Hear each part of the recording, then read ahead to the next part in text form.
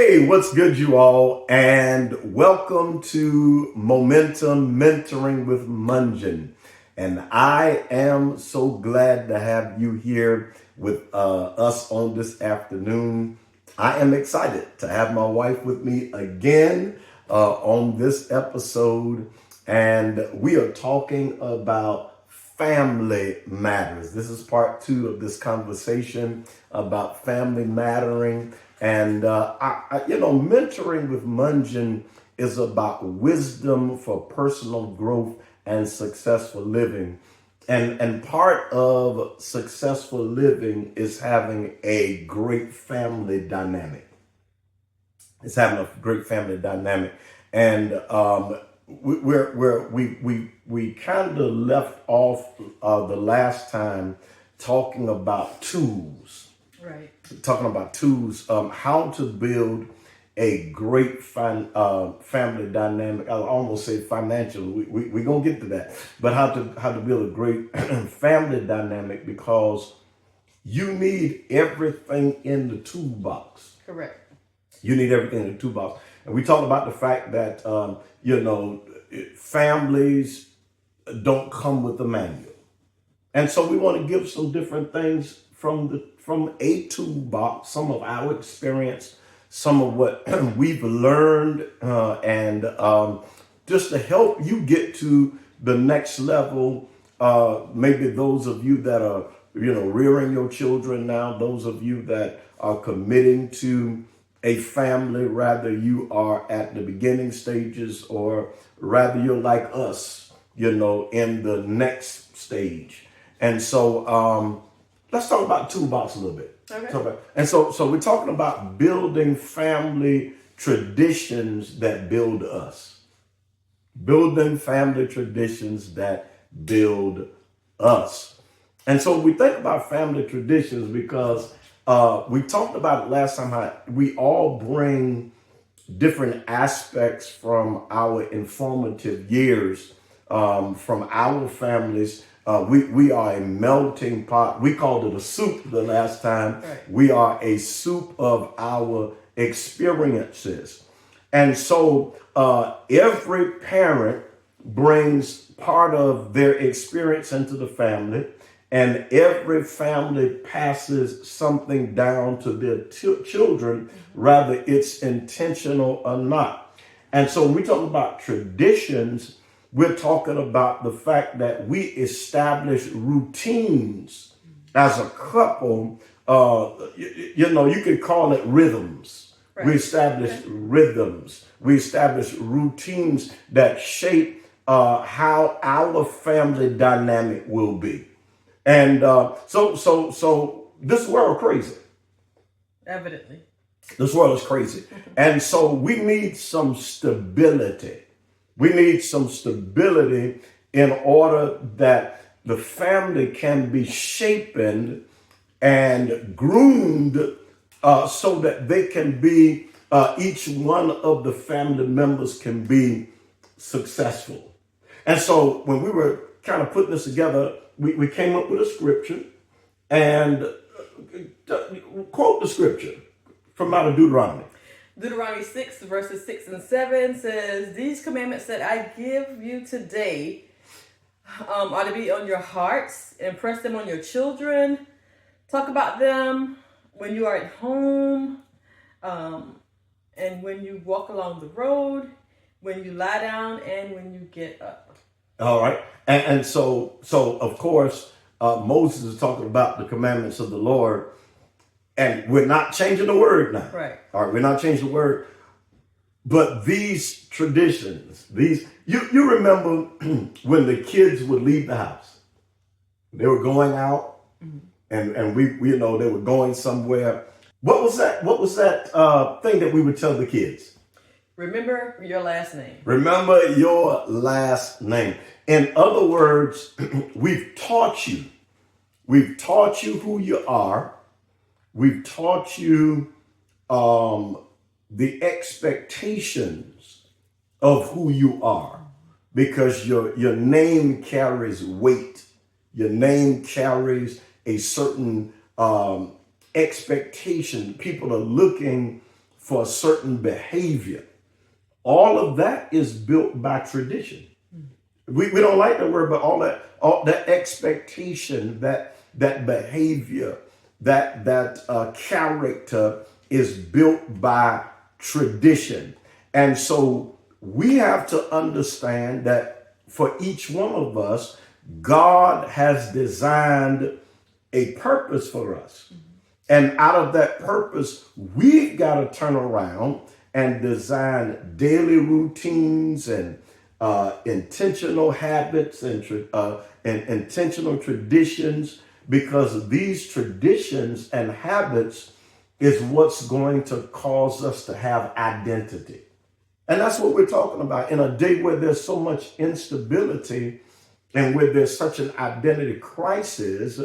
We need identity. We need something that stabilizes the family unit, so that the family, so we can say, remember now you're going out. Mm-hmm. Remember your character. Remember your name. Remember your character. Your character, because what you do is going to inflect on the rest of us. Come on here. Yeah. And we want to make sure that we're being good representatives. And so, number one, tradition creates stability. Talk a little bit about it.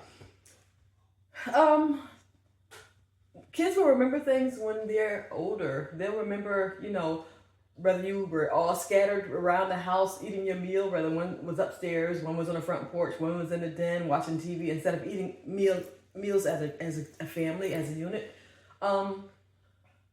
What's the importance of eating meals together That's, you're building community. You're communicating with your family. You're getting to know them. You ask them, how was your day? What happened? Who are your friends? What did you make in your math test? This is open opportunity around the table while you're enjoying your dinner. And so when we talk about that, then the key would be communication. And that's important, because so many times you got dad in the den, you got mom in the bedroom, and you got, one kid in the kitchen. We had 6 kids, you all, 6 biological kids. I have to remind folk of that. Mm-hmm. But all 6 of our kids were around the table. With you sitting on one end and me sitting on the other, because they needed that community and that communication. Right. In that community to build stability. I talked about the rhythm. And so this develops the rhythm. This develops the pattern. This develops the blueprint. This develops that wonderful sense of we are family. We are family. Yeah. I got, and so because kids need that. They need that stability. They need that foundation. All right. And so talk about a few of the traditions in the Mungin family that we have established that help to bring a foundation. Okay, well, ours were probably a little strange.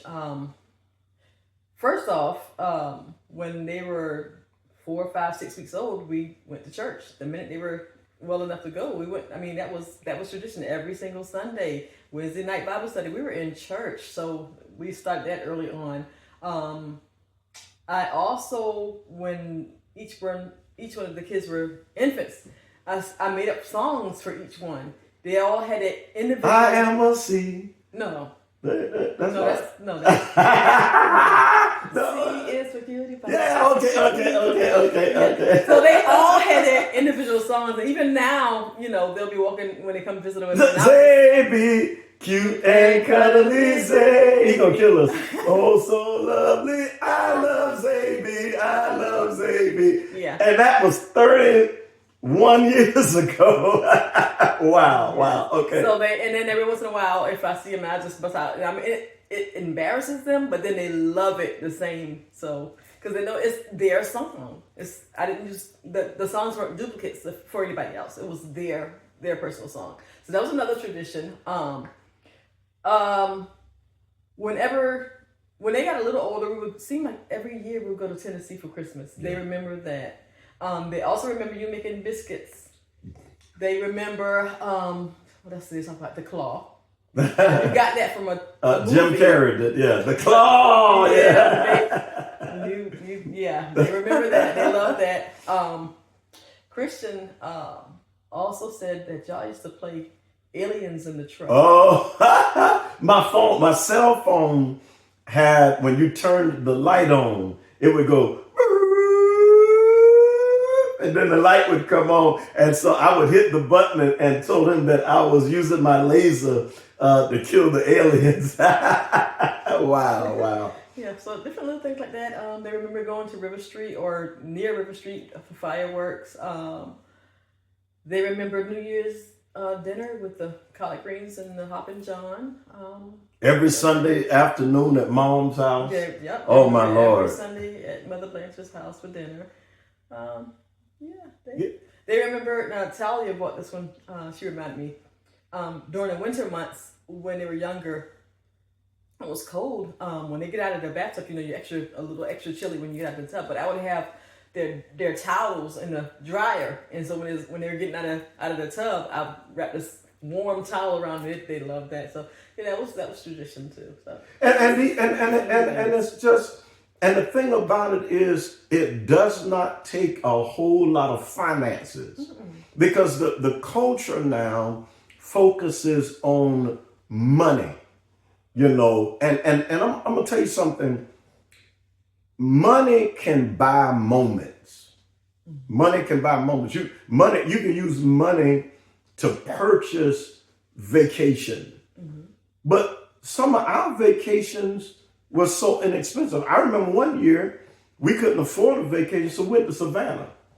And there was a hotel that was right across the street from where TJ Maxx is now. I don't know if you remember that. And we couldn't afford a vacation, so we went there, all 8 of us in one room, and we had a few meals out, that kind of thing. Because it's not, money can't buy happiness. right. Money can't buy memories. Money can only buy moments. And so folk have got to get away from this thing of throwing money at kids. Kids don't want money. They want memories. That's right. They want memories. See, they won't remember the toys. They won't remember the PS, whatever it is now. But they will remember the memories. And that's what building traditions is about, because it brings comfort, it brings consistency, it brings clarity, it brings stability. And that's what families need. If it's going to be a family, it got to be stable. So when I get home, I know what I'm going to get. I'm going to get a comfortable environment. So number 2, these traditions shape self-esteem. They shape self-esteem because when families celebrate achievements, and we didn't do the birthday, the $5,000 birthday party. We didn't do the $1,000 birthday. Come on here, some hot dog. That's not, because we know mom and dad and stuff was coming over, and your mom was coming over, and we might want to put some chicken on the grill. Maybe, yeah. Something like that, and have some potatoes out. But $200. If it was $200, it was big. And so it was the camaraderie. It was the community. It was the fact that everybody loved and shared, and because of that, it shaped the self-esteem of the kids, because they knew that they had an environment where they were loved. And they were celebrated because it's their birthday. Come on now. Yeah. Where they were celebrated. I talk to so many people now that can't even remember a birthday party. In some of my sessions where I'm giving people biblical counseling, they can't even remember a birthday party. And I'm saying, it's not about, it couldn't have been poverty. It had to just be no traditions, because poverty won't stop you. If you just had a piece of cake and some Kool-Aid, and I'm sure you remember the Christmas We were so broke, y'all, we couldn't afford to pay attention. I mean, literally. And that Christmas, the kids' toys came from the Dollar Tree. I don't know if you remember that. Mm-hmm. And the boys are real small. Y'all know we got stair steps. Xavier and Julia and Omari are stair steps. Brothers, look what I got. Look what I got. You know, because they were so excited. And all it was some candy. Flashlight. I can't remember what else it was. It was probably, that's right. I think that's about it, you know. And they had one VHS with a cartoon up this year. And all that came from the Dollar. But to this day, they remember that because traditions matter. It matters that there was effort put into what you did, even though there was not a whole lot of money. And they remember a stable family environment. And one of the things about that tradition was that we didn't fight in front of our kids. Right. Our kids to this day, and here it is, we're about to celebrate 34 years of marriage and 35 years of being together. And to this day, our kids have never seen us argue. Because the environment have always been safe for them.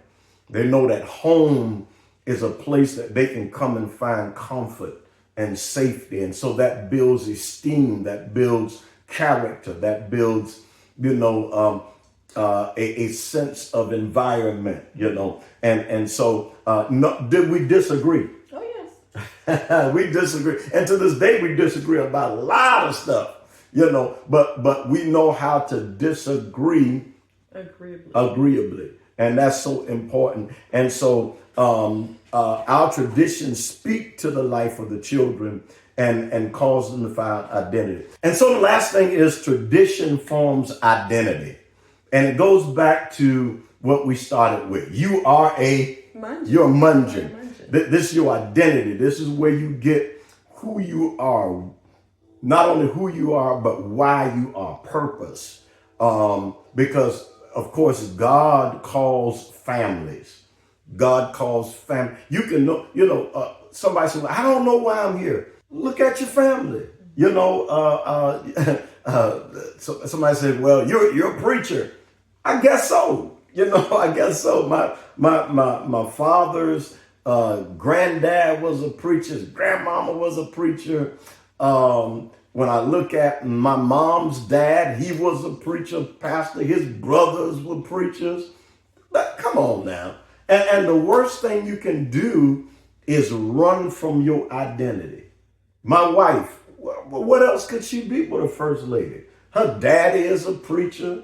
Come on now. You see what I'm saying? And so these family constructs help to shape identity. And that's what's missing in the culture now. It's identity, knowing who you are.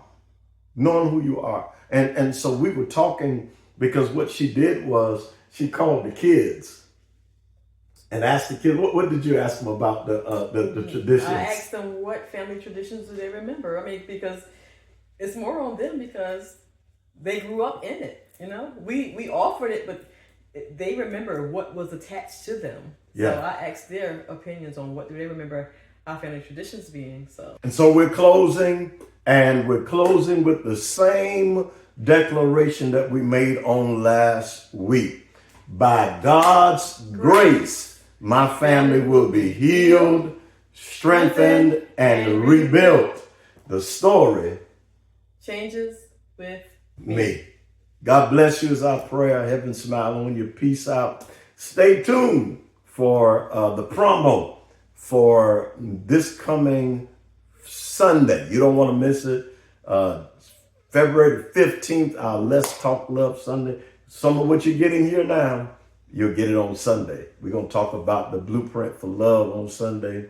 And we're just going to sit down and share. And we have a wonderful love story, still in love, still after all this time. And so we can certainly be a blessing to you all. Stay tuned for the promo for that, the promo for the One Flesh Couples Ministry Retreat. the last week of March. Stay tuned. Peace out. Blessings. We'll see you next week. Bye-bye. Bye-bye. Hey, NAL, Pastor and Lady Mungin will be tag teaming on Sunday, February 15th at 9 a.m. in our Worship Alive service with the Let's Talk Love Sunday. This will be a candid sit-down conversation about singlehood, love, dating, marriage, and beyond. There will be a time for questions and answers during this service. So let's get ready. Invite a guest for this much-needed conversation. It's going to be amazing. See you there.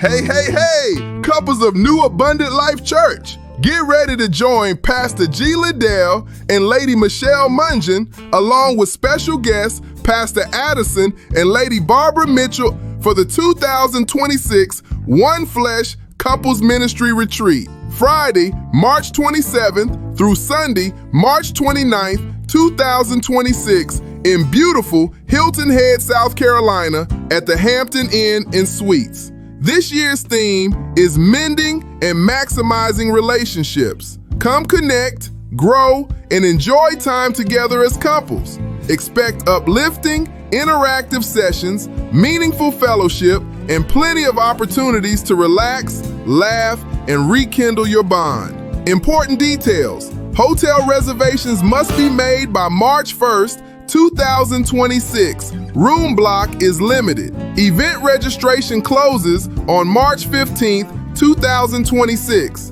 Scan the QR codes on the flyer to book your room, register, and view the full retreat agenda on Eventbrite. Don't miss this unforgettable experience. One Flesh Couples Ministry. There are no perfect marriages, but successful relationships. We can't wait. See you there.